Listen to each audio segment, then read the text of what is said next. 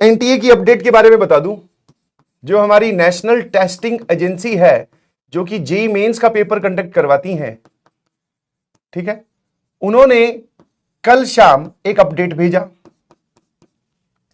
उस अपडेट में क्या है, ओल्ड जो पैटर्न था अब तक, उन्होंने लिखा है कि 2021 में हमने एक सिस्टम स्टार्ट किया था जिसमें हम क्या करते थे, टोटल पर सब्जेक्ट बात कर रहा हूं मैं, पर सब्जेक्ट आपके पास में 20 ऑब्जेक्टिव आते थे,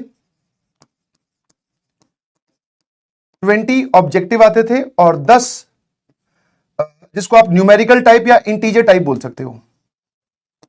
इन 10 इंटीजर में से आपको क्या करने होते थे, एनी 5 टू अटेम्प्ट, आपको कोई भी 5 करने होते थे, ठीक है, हाँ है ना। तो मतलब ये 20 तो कंपलसरी है ही है, 10 में से कोई 5, तो टोटल हो गए सर 25। और इन 25 मार्क्स की 25 क्वेश्चंस की अगर हम बात करें तो सर 20 ऑब्जेक्टिव और 5 इंटीजर टाइप आप बोल दीजिए। ऑब्जेक्टिव में तो पहले से ही +4 अगर आप सही करोगे तो, -1 अगर आप गलत करोगे, 0 अगर आप छोड़ दोगे। जब ये इंटीजर्स इंट्रोड्यूस किए गए थे तो इसमें कोई भी नेगेटिव मार्किंग नहीं थी जब इंट्रोड्यूस किए गए थे, है ना। जब इंट्रोड्यूस किए गए थे तो आप +4 सही करने पे, छोड़ने और गलत करने पे 0, ऐसा था। बट फिर एक और अपडेट आया थोड़े दिन बाद में, मतलब पिछले साल आप बोल सकते हैं, है ना, पिछले साल 2 साल हो गए शायद इस बात को, कि इन इंटीजर टाइप में भी नेगेटिव मार्किंग इंट्रोड्यूस कर दी गई थी, मतलब +4 सही करने पर और -1 गलत करने पर। ये पुराना है।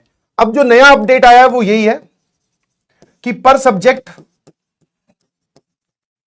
20 आपके पास में ऑब्जेक्टिव क्वेश्चंस होंगे और 5 आपके पास में इंटीजर टाइप होंगे। और ये 25 के 25 जो है, these are compulsory, no option available, कोई भी ऑप्शन अवेलेबल नहीं है, कोई भी ऑप्शन अवेलेबल इसमें नहीं है। क्या मेरी बात समझ में आई? इसमें कोई भी ऑप्शन आपको अवेलेबल नहीं है। ऑप्शन मतलब कि अब आप ऑप्शनल नहीं है कि 10 में से 5 करने हैं। अब आपके सामने 25 ही सवाल आएंगे और 25 के 25 आपके लिए करने वाले हैं, है ना। अब इसमें एक सबसे बड़ा डाउट जो कि मैंने सर्कुलर पढ़ा है वहां के हिसाब से, उन्होंने इसके ऊपर कोई कमेंट नहीं किया है कि ये जो 5 इंटीजर टाइप है इसमें नेगेटिव मार्किंग है कि नहीं है।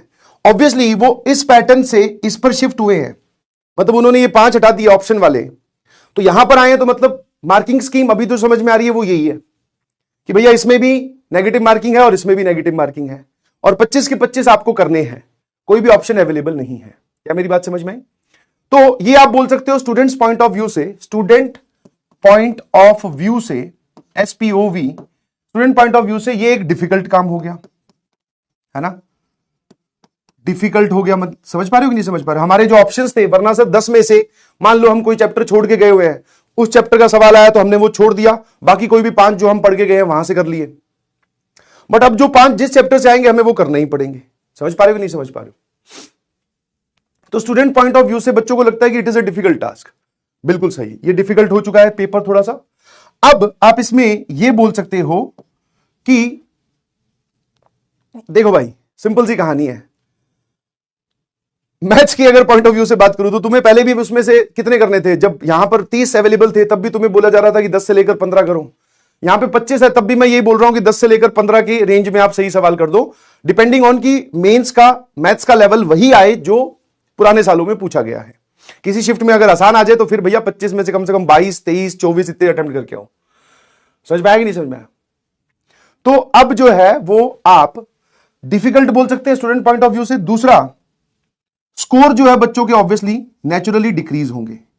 जब बच्चों के स्कोर डिक्रीज होंगे तो कम नंबर पे भी ज्यादा परसेंटाइल अब बनने वाली है, क्योंकि ओवरऑल सबके स्कोर डिक्रीज हो गए ना। पहले सबके पास ऑप्शन थे, इन 10 में से कोई हर कोई 5 सवाल सही कर ही ले जा रहा था, हर कोई बोल दो या मैक्सिमम जनता बोल दो, मैक्सिमम जनता बोल दो। अब सर इन 5 में से ये पांचों के पांचों सही करना या फिर इसमें से भी कोई डिफिकल्ट क्वेश्चन आ जाए तो सर ये ओवरऑल स्कोर को क्या कर रहा है? डिक्रीज कर रहा है। समझ में आया? तो कम स्कोर पे भी आपकी परसेंटाइल अच्छी बनेगी। तो मतलब ये आपके पॉइंट ऑफ व्यू से जो बच्चे अच्छे से तैयारी करके जाते हैं उनके लिए हमेशा जितनी डिफिकल्ट सिचुएशन होगी उतना स्कोर करना आसान होगा।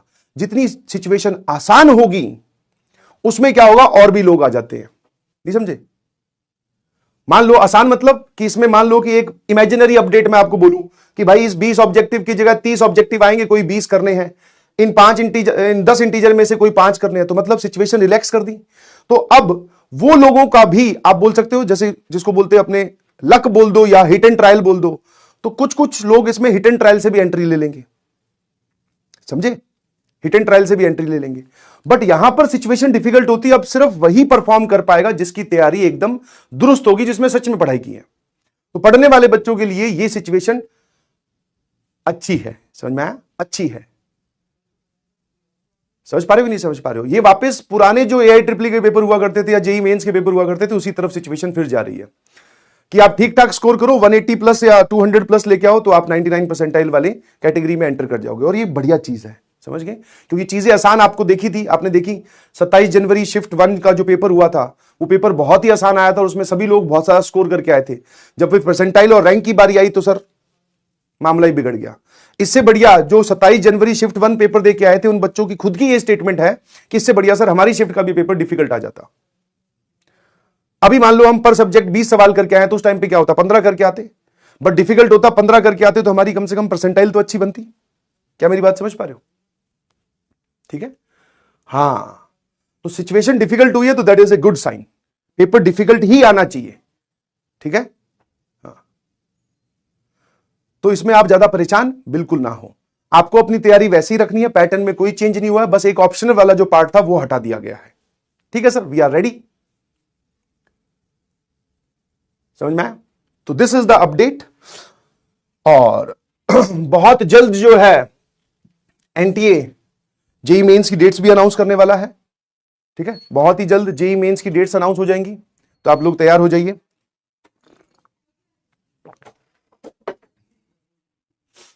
ठीक है।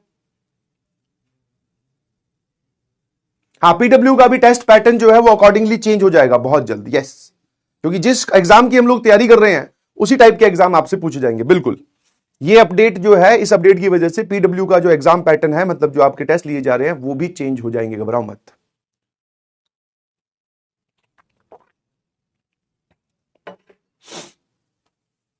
ठीक है, बिल्कुल सही, क्लियर है। तो आपको बिल्कुल नहीं घबराना, आप वैसे ही चलो जैसे आप चल रहे थे, पढ़ाई कर रहे हो, पढ़ाई करते रहिए प्लीज, ठीक है।